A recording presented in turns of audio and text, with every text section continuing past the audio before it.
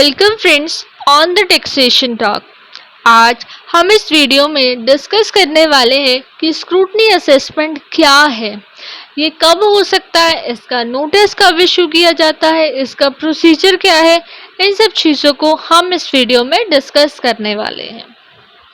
तो स्टार्ट करते हैं हम कि स्क्रूटनी असेसमेंट जो होता है वो under section 143 subsection 3 of the income tax act होता है, जिसका नोटिस अंडर सेक्शन 143 सबसेक्शन 2 दिया जाता है। स्क्रूटनी असेसमेंट क्यों किया जाता है?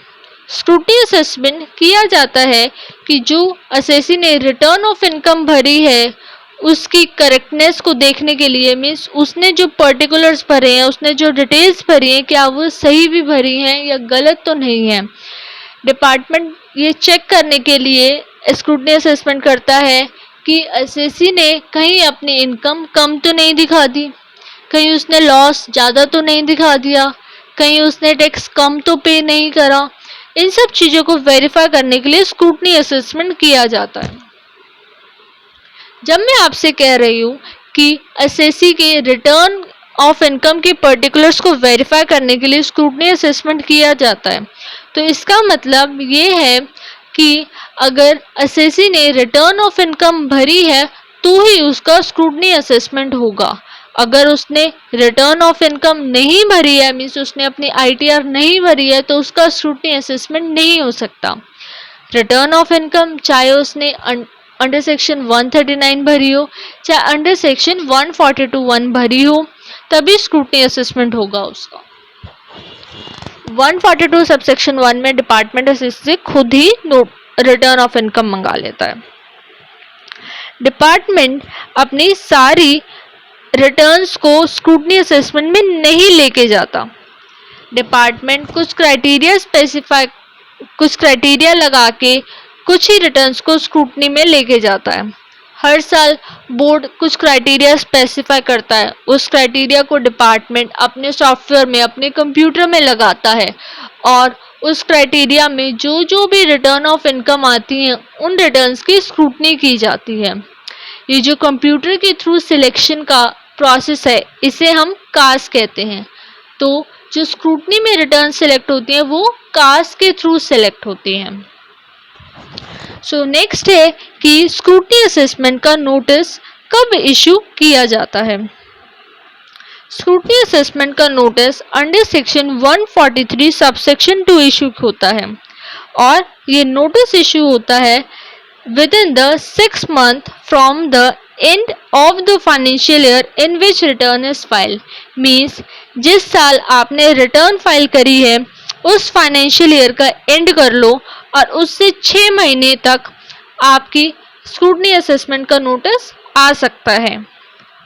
अगर मैं एग्जाम्पल लूँ, जैसा कि मैंने यहाँ पे गिवन भी करा है कि असेसमेंट ईयर 19-20 में आप प्रीवियस ईयर 18-19 के रिटर्न भरते हो। मीन्स अगर हम देखें तो प्रीवियस ईयर 18-19 के रिटर्न आपने असेसमेंट ईयर 19-20 में भरी, जिसे मैं कह सकती हूँ फाइनेंशियल ईयर 19-20 में आपने रिटर्न फाइल करी।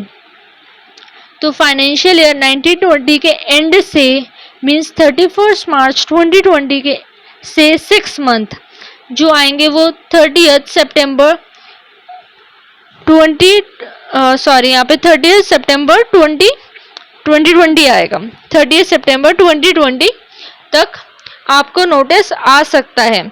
Means for the previous year 18-19 assessee can get the notice under section 143 subsection 2 till the date 30th September 2020. Please ignore this arithmetical error. तो अब प्रोसेस क्या होता है? प्रोसेस होता है जब एसएससी को 143 सबसेक्शन 2 का नोटिस मिल जाता है तो एसएससी उसके बाद डिपार्टमेंट को रिप्लाई करता है। बहुत सारी हियरिंग्स होती हैं, बहुत सारी एसएससी को अपॉर्चुनिटी दी जाती है। मीन्स एसएससी को अपॉर्चुनिटी दी जाती है कि वो डिपार्टमेंट को सेटिस्फाई करे कि उसने जो रिटर्न ऑफ इनकम भरी है, जो भी उससे रिलेटेड उसके पास डॉक्यूमेंट है, एविडेंसेस हैं, वो डिपार्टमेंट के पास लेके जाता है। डिपार्टमेंट भी काफ़ी सारे डॉक्यूमेंट्स मंगाता है। मीन्स एसएससी को डिपार्टमेंट को सेटिस्फाई करना होता है कि उसकी जो रिटर्न ऑफ इनकम है, जो उसने रिटर्न ऑफ पर्टिकुलर्स दिखाए हैं वो सही है। ये जो स्क्रूटनी असेसमेंट जैसे ही मीन्स जैसे ही डिपार्टमेंट को वो सेटिस्फाई कर देता है या नहीं कर पाता, तो उसके बाद डिपार्टमेंट अपना एक असेसमेंट ऑर्डर पास करता है under section 143 subsection 3। Means 143 subsection 3 में डिपार्टमेंट स्क्रूटनी असेसमेंट का ऑर्डर इशू कर देता है। जो स्क्रूटनी असेसमेंट है, ये जो असेसमेंट है ना ही एसएससी के फेवर की है ना ही डिपार्टमेंट की फेवर की है। मीन्स जो भी सही रिटर्न ऑफ इनकम से आपकी डिमांड रेज हो सकती है या फिर आपका रिफंड रेज हो सकता है, एज कंपेयर टू 147 की जो असेसमेंट होती है, मीन्स जो इनकम एस्केपिंग असेसमेंट होती है वो डिपार्टमेंट के फेवर की होती है। उसमें एसएससी का रिफंड कभी अराइज नहीं हो सकता, उसमें ओनली सिर्फ डिमांड अराइज होती है। लेकिन जो स्क्रूटनी असेसमेंट है उसमें एसएससी का रिफंड भी अराइज हो सकता है। मीन्स ये एसएससी के फेवर भी आ सकती है और एसएससी के अगेंस्ट भी आ सकती है। नेक्स्ट है, अगर हम इस स्क्रूटनी असेसमेंट का नोटिस जो है 143 सबसेक्शन 2 को कंप्लाई विद नहीं करते, मींस डिपार्टमेंट ने हमें नोटिस दिया, हम उस नोटिस को इग्नोर कर देते हैं, मींस एसएससी उस नोटिस को अगर इग्नोर कर देगा तो उसे क्या कॉन्सिक्वेंसेस फेस करने होंगे। एसएससी को कॉन्सिक्वेंसेस ये फेल करने होंगे। एसएससी का असेसमेंट हो सकता है अंडर सेक्शन 144। 144 है हमारा बेस्ट जजमेंट असेसमेंट, जहाँ डिपार्टमेंट अपने आप ही एसएससी की रिटर्न को उठा के उसकी इनकम कंप्यूट कर देगा। जो भी उसके पास एविडेंसेस एंड डिपार्टमेंट उसको देख के अपने आप उसका एक असेसमेंट ऑर्डर पास कर देगा अंडर सेक्शन 144। और जो उसने नोटिस कंप्लाई विद नहीं करा है उसकी भी पेनल्टी उसे पे करनी होगी, जो ₹10,000 होती है। अप टू असेसमेंट ईयर 16-17 ये अंडर सेक्शन 271 1B में आती थी और आफ्टर दैट सेक्शन 272A में पेनल्टी उसे पे करनी पड़ेगी। ठीक है, और असेसमेंट ये कितने टाइम में कंप्लीट होती है ये मेरी एक नेक्स्ट वीडियो है, हम उसमें देखेंगे। उसमें मैंने डिटेल डिस्कशन प्रेजेंट करा है इसका। हम एक बार इनकम टैक्स की जो बेयर एक्ट है, मींस बेयर एक्ट की जो लैंग्वेज है उससे एक बार ही रीड कर लेते हैं। ये मैंने 143 सबसेक्शन 2 और सबसेक्शन 3 को यहाँ पे लिख रखा है। Where a return has been furnished under section 139 or in response to notice under section 142 subsection 1, the assessing officer or the prescribed income tax authority, as the case may be, if considers it's necessary or expedient to ensure that assessee has not understated the income or has not computed excessive loss or has not underpaid the tax in any manner। ये कह रहा है जब SSC ने return file करी 139 या 142(1) में department के मंगाने पर और असेसिंग ऑफिसर और प्रिस्क्राइब इनकम टैक्स अथॉरिटी को लग रहा है, उसे चेक करना है कि एसएससी ने अपनी इनकम कम तो नहीं दिखाई, लॉस ज़्यादा तो नहीं दिखा दिया या टैक्स कम तो पे नहीं करा, तो वो एसएससी के ऊपर एक नोटिस सर्व करेंगे।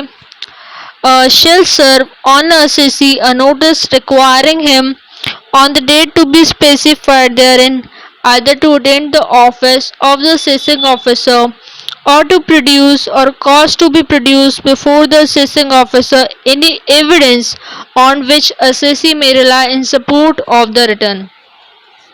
ये कह रहा है एओ और the prescribe income tax authority SSC के ऊपर एक नोटिस सर्व करेंगे, उसे कहेंगे कि एविडेंस लेके आओ जिनके ऊपर एसएससी ने रिलाई करा है अपने रिटर्न को फाइल करते time. Provided that no notice under this subsection shall be served on the assessee after the expiry of 6 months from the end of the financial year in which return is furnished। ये वो time limit बता रहा है कि notice serve हो जाना चाहिए with in 6 month from the end of the financial year in which return is filed. Means notice को सर्व करने की टाइम लिमिट है 6 मंथ की, खाली नोटिस इशू होना सफिशिएंट नहीं है। इन 6 महीनों में एसएससी के हाथ में नोटिस आ जाना चाहिए अगर उसकी स्क्रूटनी असेसमेंट होनी है। On the date specified in the notice issued under subsection 2 or as soon afterwards as may be after hearing such evidence as the assessee may produce or such other evidence as the assessing officer may require on the specified point, and after taking into account all the relevant material which he has gathered, the assessing officer shall by an order in writing make an assessment of the total income or loss of the assessee and determine the sum payable by him or refund of any amount due to him. Means after gathering all the material, assessing officer order pass करेगा 143 subsection 3 में और determine करेगा SSC का loss है, जो income है उसको assess करेगा और एंड में जो भी उसका सम पेबल बनता है उससे लिया जाएगा और जो रिफंड बनता है वो भी एसएससी को दिया जाएगा। होप सो आपको स्क्रूटनी असेसमेंट समझ आ गया होगा, इसका नोटिस की टाइम लिमिट्स एंड ऑल सब समझ में आ गया होगा और ये स्क्रूटनी असेसमेंट कितने टाइम में कंप्लीट हो सकता है उसको हम नेक्स्ट वीडियो में देखेंगे। So thank you so much for watching this video.